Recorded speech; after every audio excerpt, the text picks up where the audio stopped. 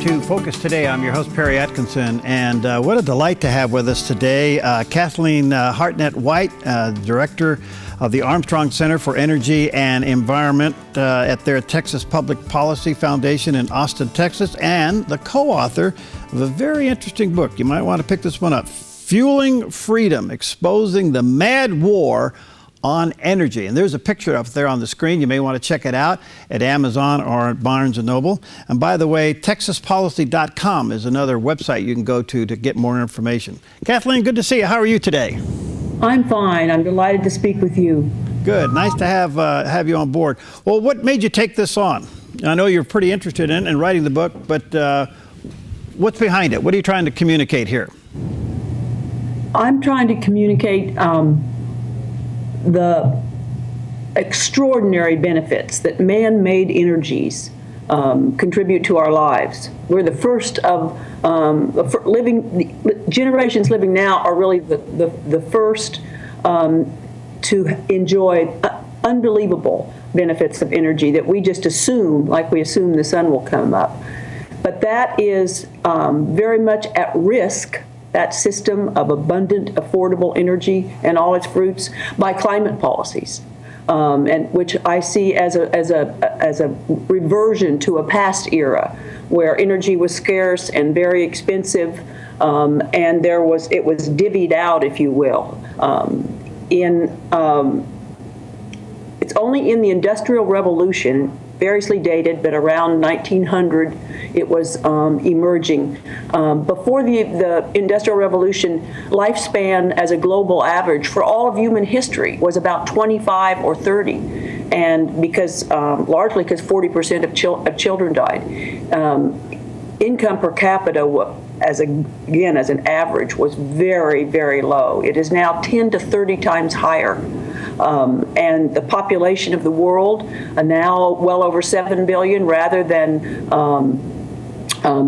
overwhelming the food supply. We have, again, as a result of energy inputs into agriculture, a food supply can feed the well over 7 billion people now. So we've inherited an incredibly rich bounty in energy that makes our lives healthier, more comfortable, gives us time. Time often allows us to be creative, to be highly productive. And the book is about all of that really very recent endowment of energy and the extent to which it is at risk in climate policies, which are remarkably institutionalized. They're not theories and ideas and goals, but they're actually carry the force of law from our federal government. Well, you make a very compelling argument in the book, and what surprises me, Kathleen, I think that comes out of all this, and maybe you can help me get my head around it, is why is there such an attack against America becoming energy independent when we know that we can extract it safely? We know that it can certainly, the economic benefits from it is staggering, absolutely staggering. I mean, that $19 trillion budget or deficit could be wiped out. But there's this all-out assault from us doing that. In fact, we just had a story here in Oregon yesterday where anybody that began to even examine or challenge climate change or energy sources would be expelled immediately. I mean, there seems to be something here that I can't get my head around. What is the war against the truth? To add to what you just said, and then I'd be happy to try to answer the question. You may be aware that 15 attorney generals of 15 different states in our country have formed some coalition to criminally prosecute nonprofit institutions like the one I work for asking questions about the claims of so-called climate science, which is appalling. You know, the First Amendment of our country, our ability to express our opinions, and what real science is. Those who enthusiastically advocate, truly decarbonization. They use the word freely, like it's something that we could do, like we learned to fly, and so now we'll decarbonize. Have a kind of they're more like, it's more like a religion, I think, and I don't say that easily. That's after years of watching this, but no genuine scientist would say that their theory was unequivocally settled. You can't ask any question, and if you do, we may criminally prosecute you. That's chilling. But to me, it's an indication of the. I think you have all kinds of different people. You have people who've made billions of dollars on climate policies. You have scientists who've dedicated a whole year with massive government funding for climate science. And then you have just, I think, among many of what might be called the educated elites, I in fact think that group is really vulnerable to believe in something, a religious impulse, if you will. Yeah.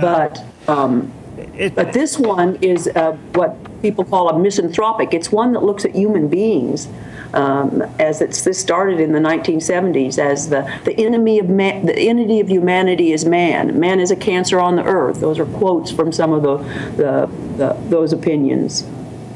Well, you know, let me just skip around a little bit because I'm going to run out of time. Number one, we know that we have enough energy independence sources in the United States that we could be self-sustaining. For some reason, we're not tapping into that, and that argument continues. The other thing is that what is the truth about fossil fuels? And as we go into this election cycle, by the way, here in Oregon, you know, we really got hit with it because we couldn't even approve the train carrying coal across the state. We couldn't even get that one passed. Now we're battling whether or not we can get an LP gas line through the state. I mean, it's an all-out war for some of this stuff. And I believe the question was, why this intense vilification of fossil fuels? Yes, right.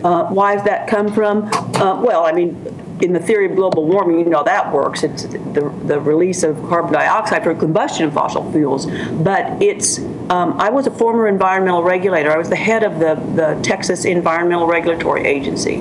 I see, you know, I think there's a extremely important role for what I call genuine environmental protection, to protect human health and to protect, you know, biological diversity and things like that. This isn't about the environment at all. In fact, for your first question about why are people so resistant or shun the idea that being energy independent is important is really difficult to understand. But again, I think it grows from a kind of zeal that we now have institutionalized. The United Nations, you know, you might consider the source, the first director of the United Nations Environmental Program 30 years ago, Maurice Strong, was an open, avowed communist. The idea was really an economic goal for those that feel like him. And the current head of the United Nations Environmental Program, Cristina Figueres from South America, has said the same thing. She says openly, communism is would be a much better system for really, you know, decarbonizing. So and I don't think on many people, I don't think on many of our policymakers, the stakes and gravity of the issue is understood. Just one quick question directly. Is fracking a threat or not? In my judgment, again, and this is from the standpoint of a very, very large environmental regulatory agency in Texas, where we have a vast energy sector, no.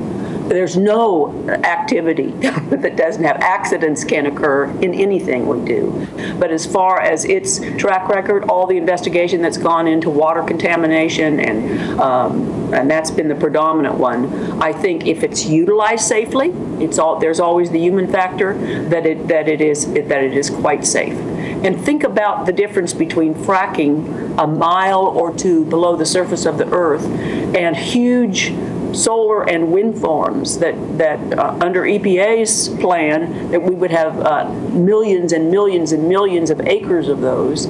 Underneath those tall turbines are tons of steel and concrete. We're, to me, threatening to disfigure this glorious country and this glorious creation. We were so lucky as human beings and had the creativity to draw upon this concentrated source of energy and fossil fuels. Fossil fuels are the remains of life. plant and animal life heated and with pressure in the earth for millions of years.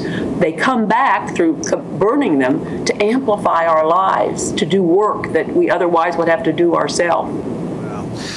Fascinating. I'm sorry we don't have more time, Kathleen. We'll get you back, but let me just say to our viewers and listeners, you may want to check out the book. It's called Fueling Freedom, Exposing the Mad War on Energy. There's a picture of it there on the screen.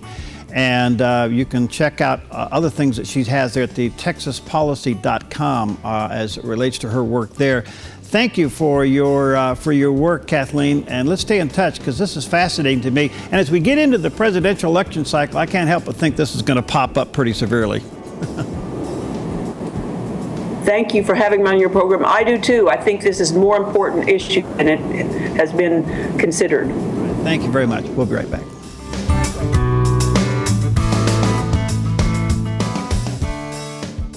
I'm Paulina Leiser, producer of Focus Today.